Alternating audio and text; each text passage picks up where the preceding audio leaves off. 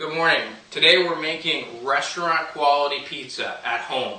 After high school I spent several years in the restaurant business managing Italian restaurants, and I've literally made thousands of pizzas. So I want to show you some of the techniques that you can use at home to make that great restaurant quality pizza any night of the week. So to make your restaurant quality pizza, you're going to need a few tools. One, you're going to need a pizza stone.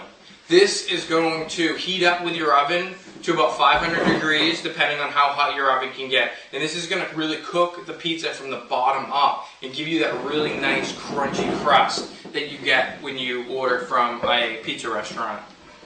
You're going to need a pizza peel. This is going to allow you to easily put the pizza in the oven and take the pizza out. And I'm going to show you more about that when we talk about the technique. You're going to need what I call a spoodle. It's really just a ladle that's bent flat. You can get one of these. You can get an actual ladle that's low cost at Walmart, $2 or $5, and actually just bend it flat yourself. And this is going to make for painting the pizza very easy. Obviously, you're going to want to have a pizza cutter. This is for obviously cutting the pizza. No surprise there. And if you have a good set of oven mitts, you're going to want these so that you don't burn yourself. So let's talk about the pizza dough. This here is actually dough that I bought from a local pizza restaurant. There's nothing wrong with going in and buying, some of your ingredients. Here in Houston, at sometimes during the year, it's very difficult to make pizza dough because with the humidity, it doesn't rise well. It's also hard on occasion to get the gluten content in dough right, which allows you to really stretch the dough out so that it's not tearing easily. You're also going to need semolina, extremely important. A lot of people will use cornmeal. Cornmeal has a very distinctive flavor, where semolina has almost no flavor. And what this is going to allow you to do is coat the dough with semolina, and then it's going to allow you to pound out the dough so that it doesn't stick to the surface that you're using. So now we're ready to actually pound out our pizza dough and make a pizza. So I've already got the stone in the oven, and it's already at about 500 degrees. So you want to take the time to let the stone come to temperature. You also want your pizza dough to be at about 60 degrees, about room temperature, so that you don't get a lot of bubbles when it cooks in the oven. So we're going to take the pizza dough, and we're going to put it into your semolina, and we're going to turn it and coat the entire dough ball.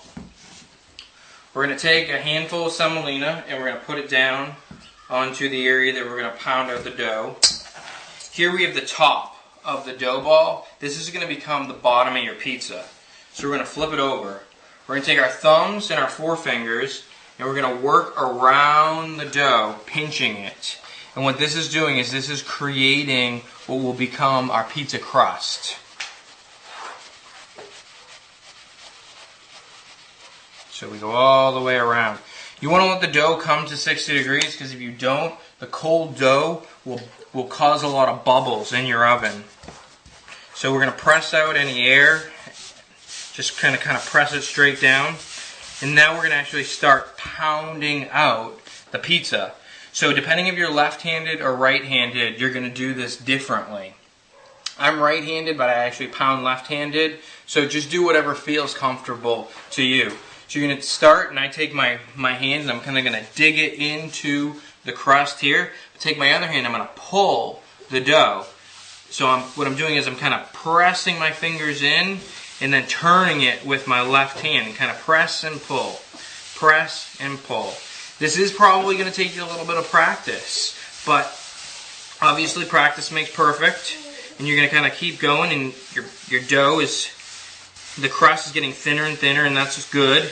And then you're going to kind of just drag the dough across your fingers at the top. If you tear the dough, no problem. You're just going to pull the dough back over itself and push it down and repair it yourself. Don't worry about tearing the dough. If your dough is tearing very easily, it's probably because you don't have a high gluten dough. The gluten in the dough allows it to be stretchy. And without that gluten content, it is going to tear easily. So in many cases, if you buy a good dough from a restaurant, you're not going to have that problem. If you make your own dough, make sure that you get a high gluten flour to make sure that you have nice stretchy dough. So we're going to continue to pound out the dough here, and then we're going to work our way kind of into the middle and just stretching it by pulling our hands apart. And what I'm doing now is I'm making sure that the dough is consistent all the way across so that this has the same thinness. I'm going to work the crust a little bit, and I'm just continuing to spin the dough and pull the dough across my fingertips and just continue to stretch it out. And then I'm going to pull even more as it gets bigger, and it's kind of a slow process. And then what you may need to do in this case, I'm going to need to actually pick up the dough, and what I'm doing is I'm using kind of 2 fists, and I'm going to just kind of pull it apart a little bit with my fists and turn it. Pull and turn, and stretching out the dough. And so there you have your dough. It's ready.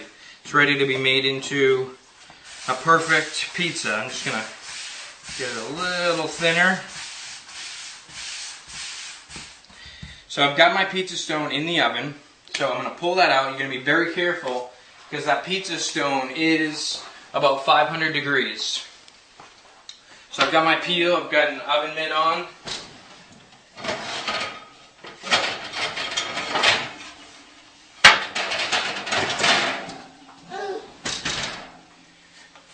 So we take our pizza stone, we put it on top of our peel, and here is where we take our dough and we put it right on top.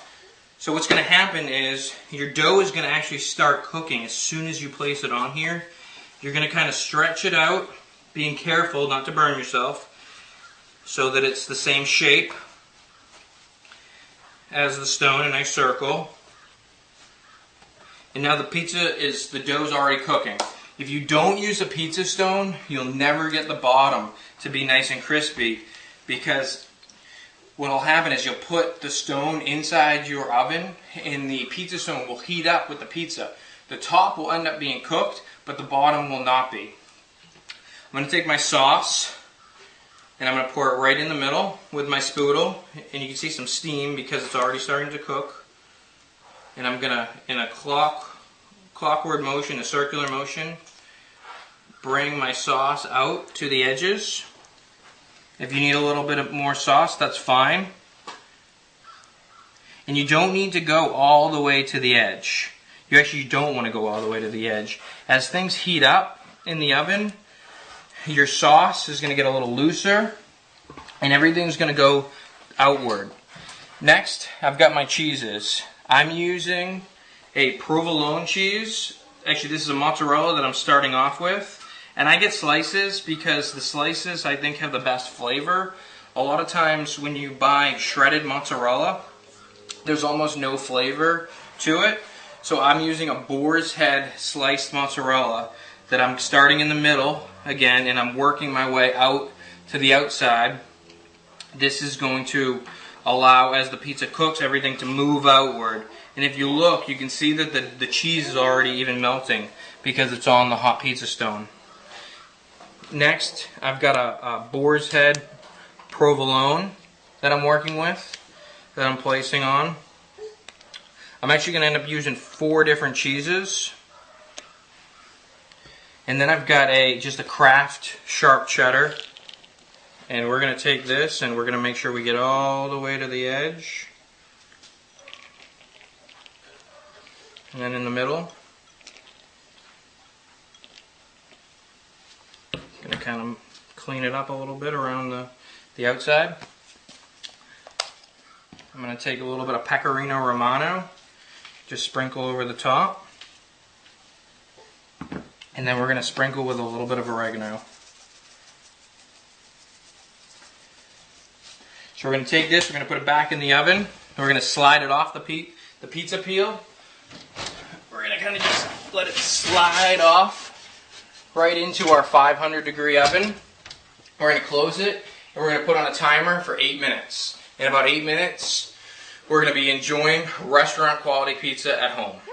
So here we're taking out, 8 minutes later, we're taking out our beautiful restaurant quality pizza made right here at home. You can take a fork and you can just pop the bubbles, and you can actually kind of, as it goes along, watch And just make sure that if you do, you can kind of pull some of the cheese in a little bit if you need to. And there you have it.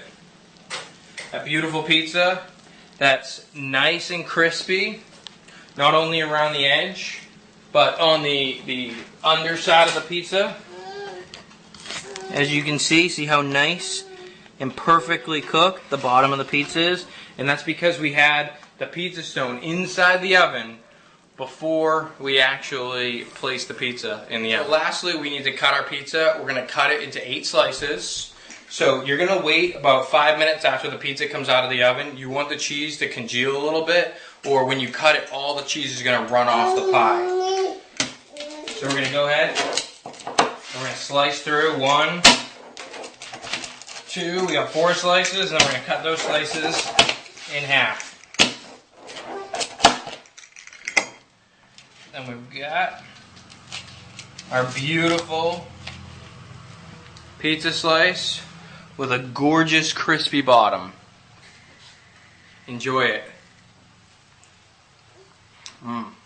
So make sure to read my entire blog on this post. If I've missed anything, I'll make sure to write it in the instructions. I'll also have the full recipes for my sauce, for what kind of cheeses I use, more information about dough. If you've got any questions, feel free to leave a comment below, or you can send me a note on Twitter or Facebook.